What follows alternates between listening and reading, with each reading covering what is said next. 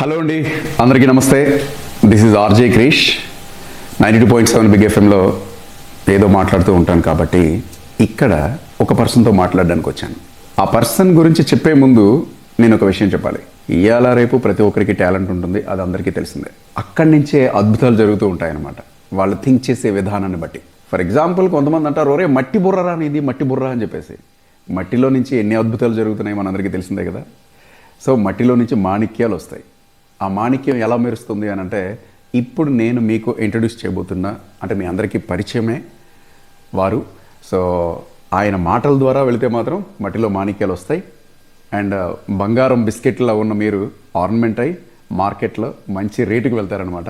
చెప్పాలని కాదు కానీ కాన్వర్జేషన్లో ఎన్ని అద్భుతాలు జరిగాయి, యూత్ ఎలా బాగుపడుతున్నారు, ఎంతమంది స్టూడెంట్స్ ఉన్నారు, ఎంతమంది హౌస్ వైఫ్స్ ఉన్నారు, వాళ్ళందరి లైఫ్స్ ఎలా ఉన్నాయి, అవన్నీ కూడా మనం ఒకసారి మాట్లాడుకుందాం. ఆయనే గో ఆన్లైన్ ట్రైనింగ్స్. మీ దగ్గర స్టూడెంట్స్ రారుగా? వస్తారండి, బ్రహ్మాండంగా వస్తారు. ఎందుకంటే చాలామంది తెలివైన వాళ్ళు ఉంటారు ఈ ప్రపంచంలో. ఫర్ ఎగ్జాంపుల్, కొంతమంది అంటారు, ఒరే మట్టి బుర్రరా అనేది, మట్టి కూర్చోండి అసెంబ్లీలో స్పీకర్ అంటారు చూసారా, అలా అనొద్దు. సో విషయం ఏంటంటే,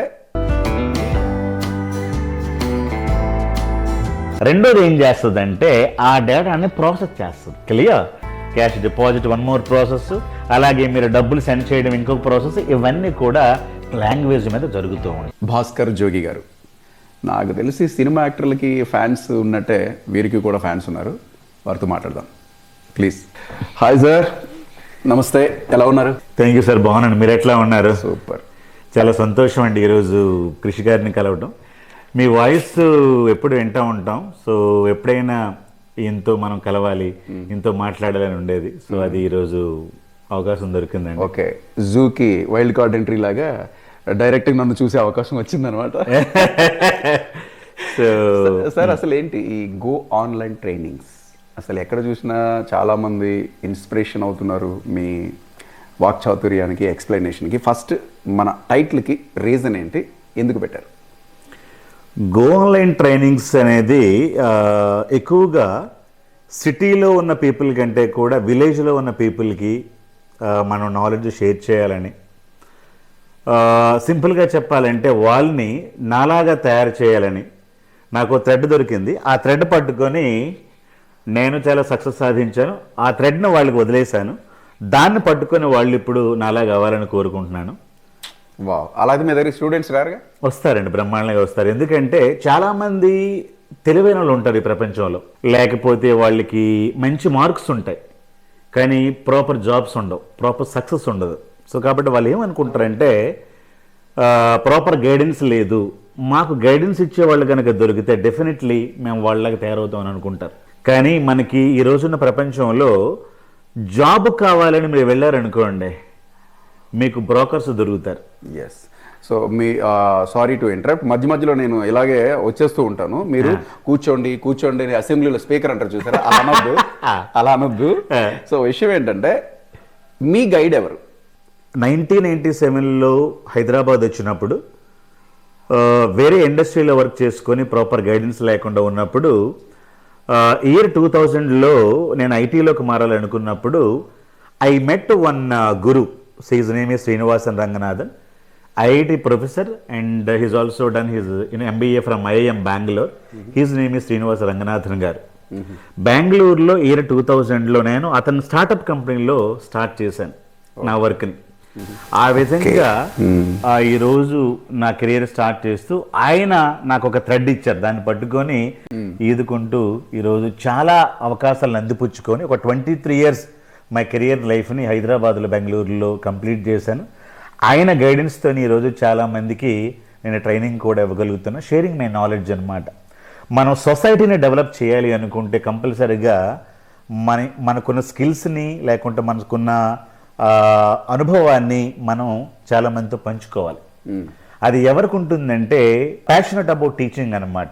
సో నాకు షేర్ చేయాలనే కోరిక ఎక్కువ ఉంటుంది, టీచింగ్ చేయాలనే కోరిక ఎక్కువ ఉంటుంది. కాబట్టి నేను నా కంపెనీ యొక్క ఎక్స్పీరియన్స్ని తీసుకొని ప్రజల ముందుకు వచ్చి వాళ్ళకి నేను నా నాలెడ్జ్ని, తర్వాత నా ఎక్స్పీరియన్స్ని షేర్ చేస్తున్నాను. చాలామంది పీపుల్కి కార్పొరేట్ ట్రైనింగ్, ఆన్లైన్ ట్రైనింగ్ ఇచ్చాను. ఆల్మోస్ట్ 1,20,000 పీపుల్ ఉంటారు ఆల్ ఓవర్ ది వరల్డ్. వాహ్.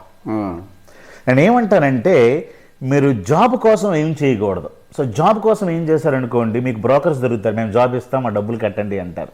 మరి ఏం చేయాలి, మీరు నాలెడ్జ్ కోసం వెతకండి, నాలాంటి గురువులు దొరుకుతారు. కాబట్టి జాబ్ నాకు కావాలంటే ఒక బ్రోకర్ వస్తాడు మీ దగ్గరికి, ఎప్పుడు కూడా వాళ్ళ చేతిలో పడద్దు. మీకు మంచి గురువు కావాలి, మంచి నాలెడ్జ్ కావాలని ఎప్పుడు వెతకండి, మీకు మంచి గురువులు దొరుకుతారు, మంచి మెంటర్స్ మీకు ఉంటారు, వాళ్ళు మీకు ఎలా ముందుకు వెళ్ళాలో తెలియజెప్తారు మీలాగా. అవును, నాకు కూడా మా మెంటర్ రంగనాథన్ గారు అవకాశం ఇచ్చాడు. ఆయన ప్రెసిడెంట్ ఐఎస్బిలో పనిచేస్తున్నారు, ఇండియన్ స్కూల్ ఆఫ్ బిజినెస్.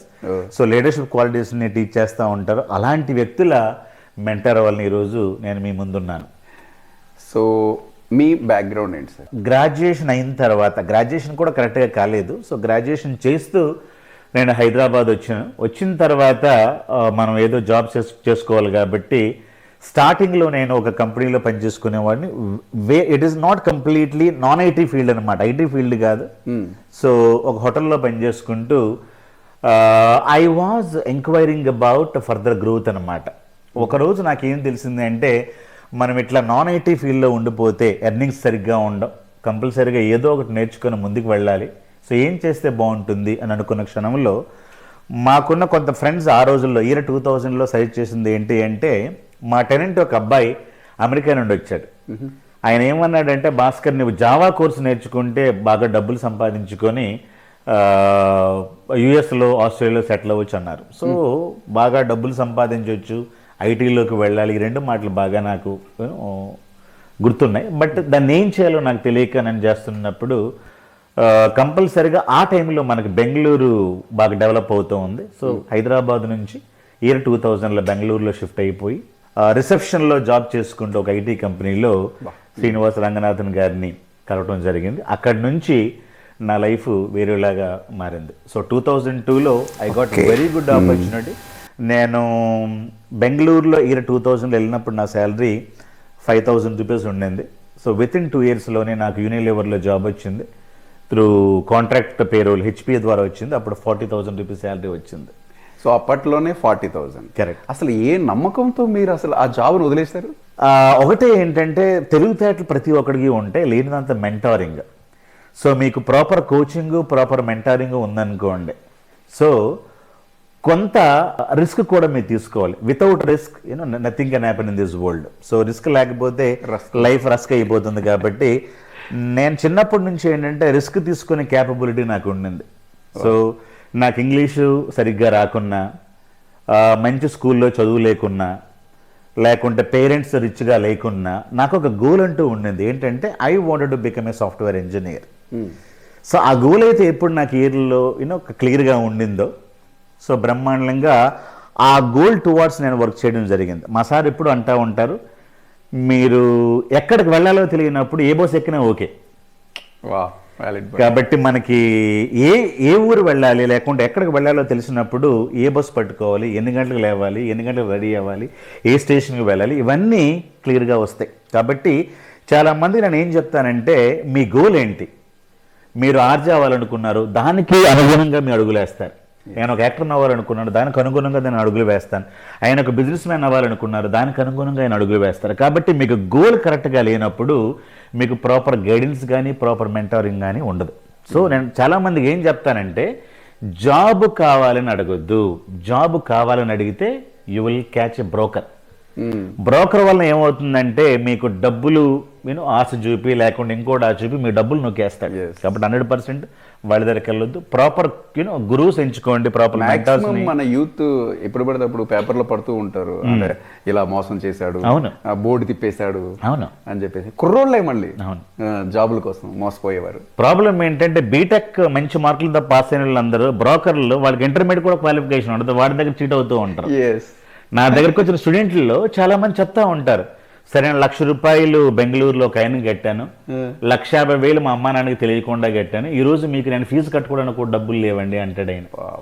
అలాంటి వాళ్ళు మనం హాస్టల్ ఫీజులు కూడా పే చేస్తూ, వాళ్ళకి మనం ఫ్రీగా ట్రైనింగ్ ఇస్తూ ప్లేస్ చేయడం జరిగింది. చాలామంది ఈరోజు 20 లక్షలు 30 లక్షల శాలరీ ప్యాకేజీలో ఉన్నారు. గ్రేట్ కదా. నేను ఒక అబ్బాయి కోసం మీకు ఇప్పుడు చెప్పాలండి. పవన్ కుమార్ అనే ఒక అబ్బాయి 2009లో నాకు కలిశాడు. నేను 2009-2010 ప్రాంతంలో బెంగళూరు నుంచి హైదరాబాద్ వచ్చేసాను.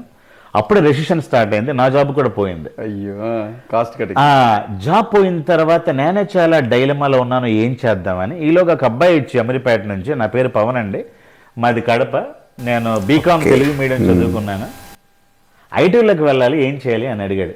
అప్పుడు నేను అన్నది ఏంటంటే, నేను 10 ఏళ్ళ ఎక్స్పీరియన్స్ ఉండి రెసిషన్లో నా జాబే పోయింది, చాలామంది జాబులు పోయి, అలాంటిది నీకేం గైడెన్స్ ఇవ్వాలి అని చెప్పాను వాడికి. లేదండి ఏదో చెప్పండి, నేను కోర్సు నేర్చుకుంటా, ఆల్రెడీ టెస్టింగ్ నేర్చుకున్నాను నేను అమీర్పేటలో, నాకు ఏదో ఉంటే చెప్పండి గురువుగారు అన్నాడు ఆయన. తర్వాత నేను ఒక 2-3 డేస్ తర్వాత చెప్తానని పంపించాను.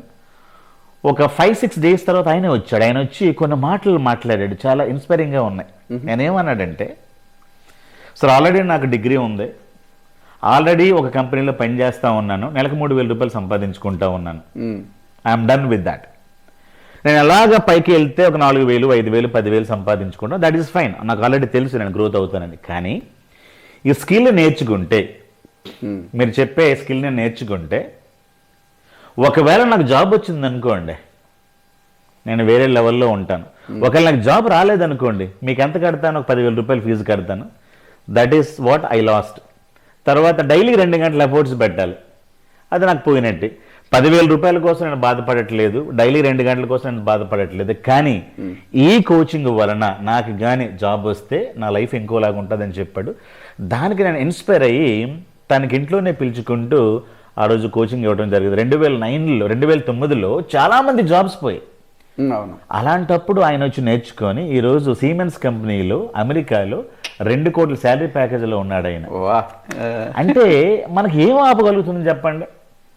Nobody can stop. Telugu medium ఆపిందా, బీకామ్ ఆపిందా, లేకపోతే రెసిషన్ మిమ్మల్ని ఆపిందా? ఏమైపోయింది మిమ్మల్ని? ఎవరు ఆపట్లేదు ఇక్కడ, ఎవరిని ఆపలేరు.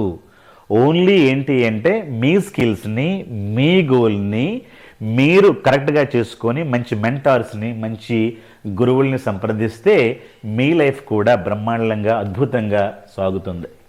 దాని బెస్ట్ ఎగ్జాంపుల్ పవన్ గారు. గో ఆన్లైన్ ట్రైనింగ్స్ అమీర్పేటలో చాలా ఉన్నాయి. అంటే ఇలాంటి ట్రైనింగ్లు ఇచ్చేవి ఎక్కడ పడితే అక్కడే మనకి పాంప్లెట్స్ కూడా కనబడతాయి. డిఫరెన్స్ ఏంటి బయటకి మనకి? మంచి క్వశ్చన్ వేశారండి. నాకు మణిపాల్ యూనివర్సిటీ చాలా పాపులర్ బ్రాండ్. అది చాలామంది స్టూడెంట్స్ 3.5 lakhs నుంచి 5.5 lakhs పే చేస్తారు 1 year డేటా అనలిటిక్స్ ప్రోగ్రామ్ కోసం. వాళ్ళు పే చేయగానే వాళ్ళకి ఏమవుతుందంటే ఒక సెట్ ఆఫ్ వీడియోస్ ఇస్తారు, ఒక మెంటార్ని ఇస్తారు, ఇచ్చి మీరు ఈ వీడియో చూసుకోండి, డౌట్స్ వస్తే ఆ గురువుని మాట్లాడండి అంటారు. కానీ వీళ్ళకి ఏమీ అర్థం కాదు. వీడియోలు చూస్తూ ఉంటారు, ఆల్రెడీ డబ్బులు పే చేశారు కాబట్టి లేదని చెప్పలేరు, ఈ గురువుతో మాట్లాడుతూ ఉంటారు, కానీ వాళ్ళకి సబ్జెక్ట్ అయితే అర్థం కాదు. అలాంటి వాళ్ళు ఏం చెప్తారంటే, నా వీడియోస్ యూట్యూబ్లో ఎక్కడక్కడ చూసి ఏం చెప్తారంటే, మేము ఆల్రెడీ 3.5 lakhs వేస్ట్ చేసుకున్నామండి, మీ వీడియోస్ మాకు దొరక అక్కడ జాయిన్ అయినామండి, ఇప్పుడు మీ వీడియోస్ కానీ మీ సిలబస్ కానీ మేము చూసిన తర్వాత we are learning a lot when you compare with that syllabus అంటారు. అంటే అర్థం ఏంటి? పెద్ద పెద్ద బ్రాండ్స్ ఉన్నా కానీ అంతకంటే ఎక్కువ నాలెడ్జ్ మనం ఇస్తా ఉన్నాం.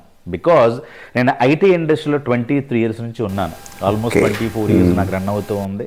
చాలా పీపుల్కి ట్రైనింగ్ ఇచ్చాను. ఇన్ఫోసిస్లో మైసూర్లో 2006, 2007లో ఒక వేల మంది ట్రైనింగ్ ఇచ్చాను.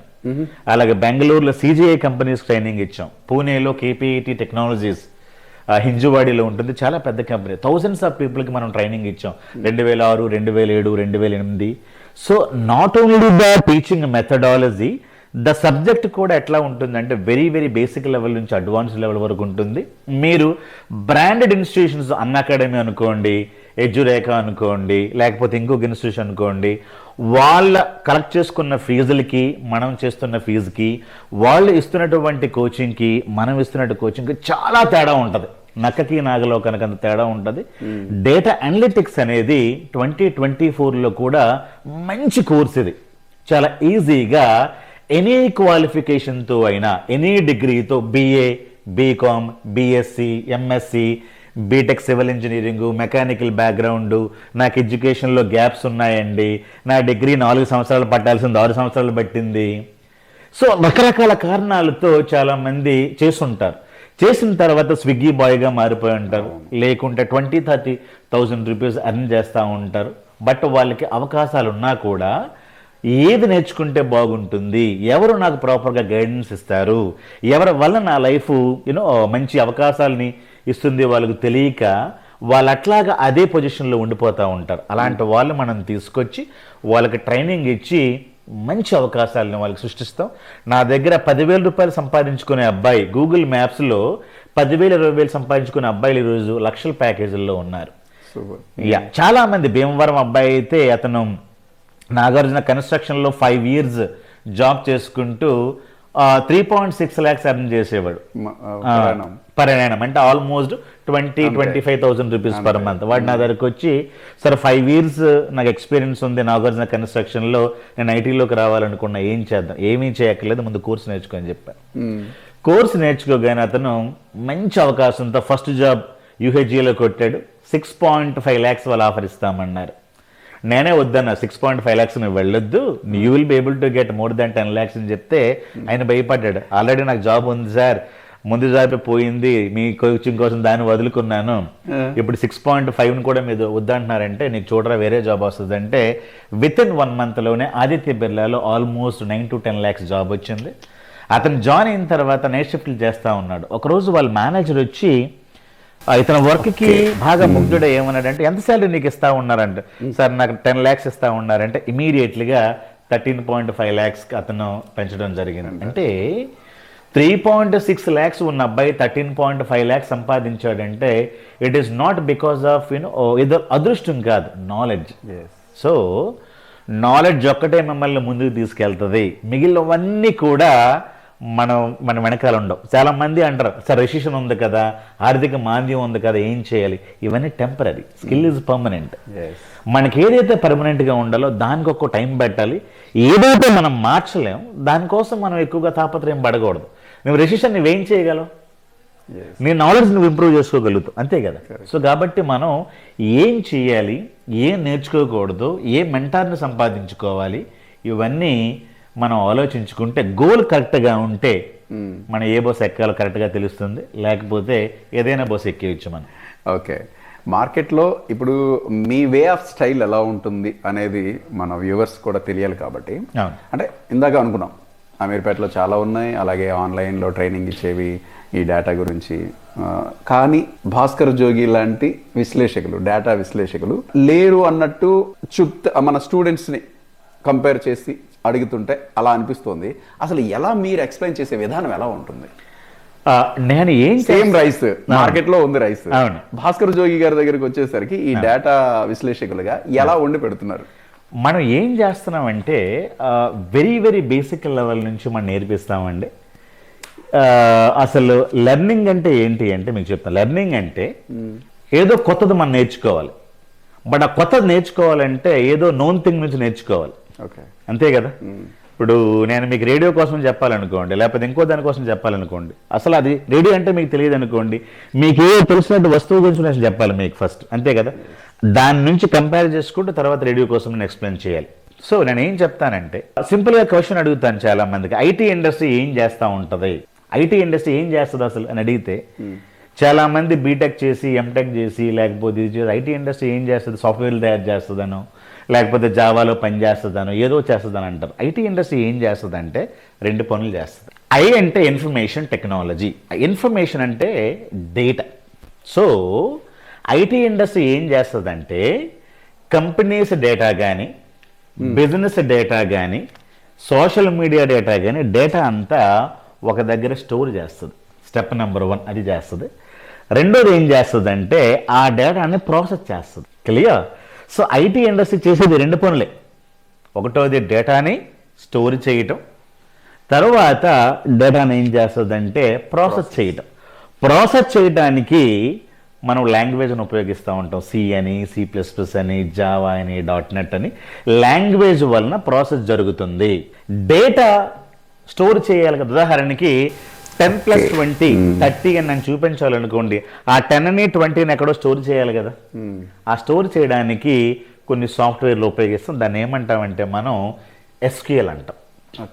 దాన్నే మనం ఏమంటామంటే డేటాబేస్ అంటాం, లేకపోతే RDBMS అంటాం, relational database management system. Large amount of data మనకి ఐటీ ఇండస్ట్రీలో స్టోర్ అవుతుంది. ఆ స్టోర్ చేయడానికి మనం ఒక సిస్టమ్ను వాడతాం. దాన్ని మనం ఏమంటామంటే ఎస్క్యూఎల్ అంటాం, స్ట్రక్చర్డ్ క్వరీ లాంగ్వేజ్. దాన్ని మనం డేటాబేస్ మేనేజ్మెంట్ అంటాం, లేకపోతే దాన్ని మనం ఏమంటామంటే RDBMS అంటాం, రిలేషనల్ డేటాబేస్ మేనేజ్మెంట్ సిస్టమ్. మీ దగ్గర చాలా బ్లడ్ ఉందనుకోండి, బ్లడ్ ఎట్లా స్టోర్ చేస్తారు? మీరు బ్లడ్ బ్యాంక్లో పెడతారు. మీ దగ్గర చాలా గోల్డ్ ఉందనుకోండి, ఎక్కడ పెడతారు? గోల్డ్ బ్యాంక్లో పెడతారు. మీ దగ్గర చాలా డేటా ఉందనుకోండి, ఎక్కడ పెడతారు? డేటా బ్యాంక్లో పెడతారు. దాన్నే మనం డేటా బేస్ అంటాం. ఆ డేటా బేస్ అంటేనే ఎస్క్యూఎల్ అంటేనే డేటాబేస్. అంటే మీకేం తెలియాలి? ఐటీ ఇండస్ట్రీ ఏం చేస్తూ ఉంది అంటే డేటాని స్టోర్ చేస్తూ ఉంది. ఆ స్టోర్ చేసిన డేటాని ప్రాసెస్ చేయటం అంటే అర్థం ఏంటి? నాకు సమ్ తెలియాలి. ఒక కంపెనీలో ఎంతమంది ఎంప్లాయీస్ ఉన్నారు అనుకోండి, ఆ డేటా మీ దగ్గర ఉంది, దాన్ని కౌంట్ చేయాలి. 1 2 3 4 5 అని కౌంట్ చేసి మైక్రోసాఫ్ట్ కంపెనీలో 130,000 మంది ఉన్నారు, అదొక ప్రాసెసింగ్. ఓకే. లేదు, బిగ్ ఎఫ్ఎంలో ఎంతమంది ఎంప్లాయీస్ హౌస్ కీపింగ్ డిపార్ట్మెంట్లో పనిచేస్తూ ఉన్నారు అంటే హౌస్ కీపింగ్ డిపార్ట్మెంట్లోకి వెళ్ళి మనం కౌంట్ చేయాలి. లేకుంటే హౌస్ కీపింగ్ డిపార్ట్మెంట్కి శాలరీ మనం ఎంత ఇస్తా ఉన్నాం అంటే ఆ మొత్తం హౌస్ కీపింగ్ డిపార్ట్మెంట్ ఎంప్లాయీస్ని తీసుకొని దాన్ని టోటల్ చేయాలి. దీన్ని ఏమంటామంటే ప్రాసెసింగ్ అంటాం. ఓకే. క్లియర్? మన దగ్గర డేటా ఉంటుంది, డేటా అంతా కలిపి ఉంటుంది. అందులో హౌస్ కీపింగ్ పీపుల్ ఉంటారు, ఎంప్లాయీస్ ఉంటారు, అందులో సెక్యూరిటీ ఎంప్లాయీస్ ఉంటారు, ఆర్జీఎస్ ఉంటారు, అంత డేటా ఉంటుంది. కానీ మనకేం కావాలంటే హౌస్ కీపింగ్ డిపార్ట్మెంట్కి ఎంత శాలరీ మనం మంత్లీ ఇస్తా ఉన్నాం ఒక రావాలి అనుకుంటే ఆ డేటా మన దగ్గర ఎస్క్యూఎల్లో ఉంటుంది. దాన్ని ఒక లాంగ్వేజ్ తీసుకొచ్చి ప్రాసెస్ చేసి ఈ డిపార్ట్మెంట్కి మంత్లీ ఎంత శాలరీ ఇస్తా ఉన్నాం, అది ప్రాసెసింగ్ అనమాట. Simple example. మీరు బ్యాంకులోకి వెళ్ళారనుకోండి, మీ బ్యాంకులో ఏముంటుంది? మీ డేటా, మీ పేరేంటి, మీ అడ్రస్ ఏంటి, తర్వాత ఏ అకౌంట్ ఓపెన్ చేయాలనుకుంటున్నారో అది డేటా. ఆ డేటా అంతా కూడా ఒక RDBMSలో స్టోర్ అవుతుంది. దాన్ని ప్రాసెస్ చేయడం అంటే అర్థం ఏంటి? మీరు క్యాష్ విత్డ్రా చేసిన process, cash deposit one more process, అలాగే మీరు డబ్బులు సెండ్ చేయడం ఇంకొక ప్రాసెస్. ఇవన్నీ కూడా లాంగ్వేజ్ మీద జరుగుతూ ఉంటాయి. Hi friends, this is RJ Krish. Please subscribe go online trainings and మీ ఫ్రెండ్స్ కూడా షేర్ చేయండి. చాలామంది లైఫ్లో వెలుగులు విరజిమ్మేలా చేసింది ఈ training session. All the best. అందరికీ లైఫ్ ఇవ్వండి.